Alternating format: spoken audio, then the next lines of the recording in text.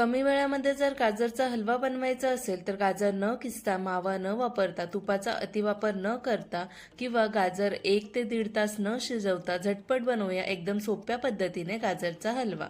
गाजरचा हलवा बनवण्यासाठी 1 किलो हलव्याचे गाजर घेतलेले आहेत। त्याची साल काढून वरचे डेखे काढून आपल्याला हे गाजर स्वच्छ धुवून त्याचे असे तुकडे करून घ्यायचे आहेत आणि त्यानंतर कुकरमध्ये आपल्याला घालायचं आहे 1 चमचा तूप आणि त्यात हे गाजरचे तुकडे घालून साधारण 4 ते 5 मिनिटसाठी छान असे तळून घ्यायचे आहेत, जेणेकरून गाजरचा हलवा चविष्ट होतो।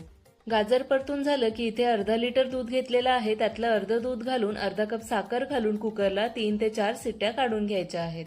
4 शिट्ट्या काढून कुकर थंड करून गाजर छान मी ते मॅश करून घेतलेलं आहे। त्यानंतर उरलेलं दूध घालायचं आहे आणि आवडीप्रमाणे ड्रायफ्रुट्स आणि छान हे आटेपर्यंत आपल्याला असंच मिक्स करत राहायचं आहे। दूध आटायला आलं की 1 चमचा साजूक तूप आणि 1 छोटा चमचा वेलची पावडर घालून छान मिक्स करून घेऊया।